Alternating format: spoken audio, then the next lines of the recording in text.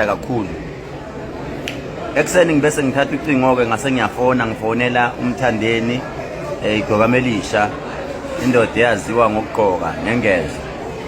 Mangiyifonela le ndoda ngathi indoda amadoda ngesabatha ngizobe ngilapho okhozini ngihamba nobaba udokotela sidlala ingoma zakamaskandi ngokuhlukana kwazo. Uthema esekunjalo ke ngibese ngimtshela ukuthi ngicela nawe yakho ingoma eyodwa esizoyidlala laphana siyobe siqophisene, kodwa ke ngibese ngibona mfowethu ukuthi nawe ukhona kwipost yegcwalisa i-white picnic party, angazi noma party ya right. Wasethi yena cha ngikhona kwipost baba Khehlelezi kodwa bengingakakhokhelwa. Ngathi cha mfowethu makuthi awakhokhela ke ngimthinte kuKhuba, mangimthinta uKhuba ngoba ngibona ngathi uyena naye umongameli womcimbi noma uyena ophambili naye emcimbini ngombone uphuhle usebenza nzima. Wathi cha ungamthinta, ngithi awunankinga yini emcimbini? Nathi anginankinga, mangizoyithola imali. Ngithi malini oyifunayo? Wathi imali mina ngifuna ukukhokhela no 150,000.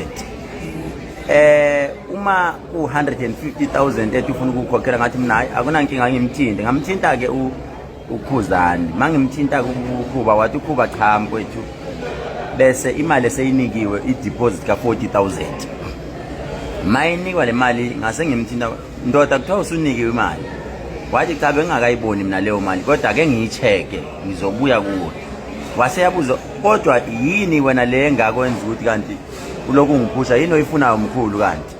Ngathi cha mfowethu mina bengifisa ukuthi ufike emcimbini kune jacket, le jacket bengizonitshela nje nizokhumbula ukuthi i-jacket etrendayo kakhulu lena ebhalwe amagama amaqhawe noma ama-legend amaningi abhalwe la.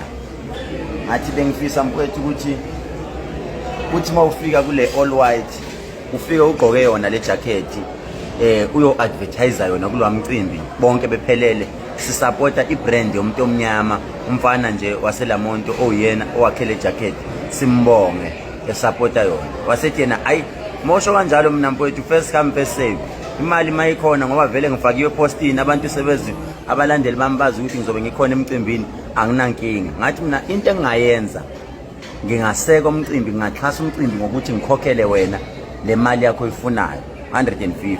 Hayi okay ngibuyele kulokhu zeni ngiyabona uKhuzani ukhona King Dlamlenzi khona Mpongose is watching mfowethu Khuba sawubona mfowethu. Hayi bese ngibuyela kuKhuzani mfowethu le ndoda ithi imali ayikayiboni kodwa ithi yona njengoba uthi wena ufake u40 cha yena ufuna u150 njengoba uthi wena bekuvunyelwene ngo8 yena uthi 150. Ebesethi uKhuzani cha mkhulu u150 somnika but namhlanje u40 esimnike wona ngoFriday sobe sisiphelelisa ama payment njengoba ethi ufuna u150 sizomnika u110 Friday. As a businessman nami ngibuyele kuyena umthandeni le ndoda ithi uzofakela u110 Friday 110,000.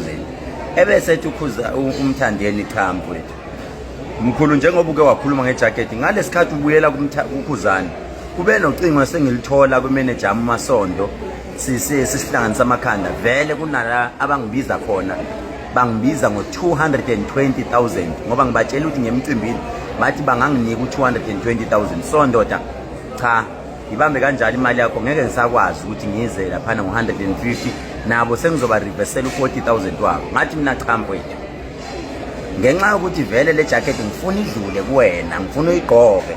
Uma igqoke uwena ngiyazi futhi hayi ukuthi uyela laphana ijacket kuphela kodwa ngifuna abantu babone ukuthi wena noKhuzana nili cha. Ake abantu bayeke lento yobuxoki ukuthi kuyaliwa nidlala ingoma finish.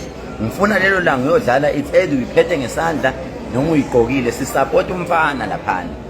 Bengizoyinika uKhuzani kodwa ke ngenxa ukuthi uMatasa uKhuba naye ngisazokhuluma naye kodwa ngicela ukuthi uyigqoka le jacket lelalanga ngizowufaka mina u250. Wathi uma ungawufaka u250 mina mkhulu manje